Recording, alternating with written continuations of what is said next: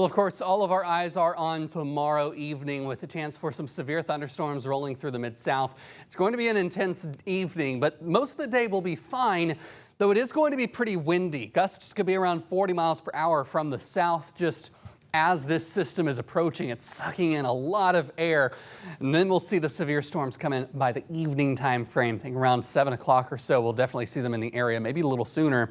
Then those temperatures plummet into Monday. Here's a look at what our highs will be tomorrow afternoon. It's going to be nice. It's going to be very warm out there, even some 80s to our south. But overall, things are going to flip very dramatically because we've got a lot of cold air coming down with the jet stream. As the jet stream moves into our area tomorrow, we'll see that spreading of the winds as well as some of the acceleration of those winds to the north. So that's going to really help those storms get going. Then behind it, we've got this big dip here in the jet stream. That's going to bring in very cold air across our area. Then the good news is later on in the week, things become much more settled as we have high pressure and this jet stream comes into our area and it leads to sinking air. High pressure clears us out. No more storms later on in the week. Let's take a look through the timing though, because we could see those storms rolling through the area pretty quickly in the evening. We'll start off 3 o'clock. Everything's quiet around the region. Just a few clouds, maybe some breaks in the clouds will help us warm up a little quicker as well. Remember those strong winds out of the south. By around 4 o'clock, we see it forming across Arkansas, getting to the Mississippi River by around 6 in the evening. So it could be in Memphis by 6 to 7 o'clock in the evening. Some very intense rain and those high winds and a tornado threat as well. 8 o'clock, we see it still pushing through the area. 9 o'clock to 10 o'clock, then it's finally gone from our region. But the cold winds are going to start to come out of the north, and it could bring in maybe some flurries around some of the area. I don't think we'll see really any accumulation.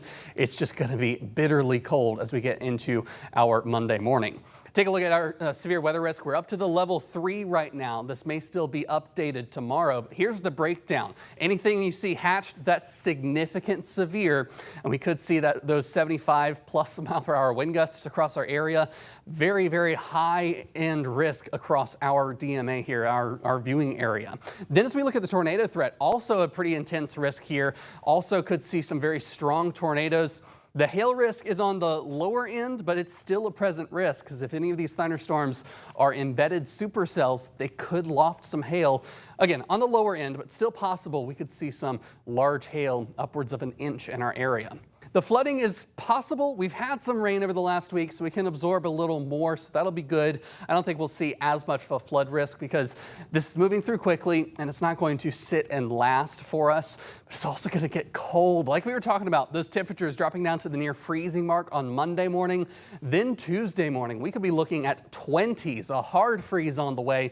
So if you've done any gardening this weekend, you want to make sure you cover those plants, get them warm so that they can not get damaged by the frost. In the meantime, tonight, we're dropping back to around 60 degrees, so it is going to be a mild morning, but the low for tomorrow will actually come at midnight, in fact, just because of the cold front coming through. A high around 77. Don't get fooled if you see some blue sky. We're going to see the thunderstorms late in the evening. Looking at the next 7 days, those temperatures drop down quite a bit as we head Monday and Tuesday. We do eventually rebound. That high pressure builds in. More sunshine comes in by the later part of the week, and we're back well above average as we head into next weekend.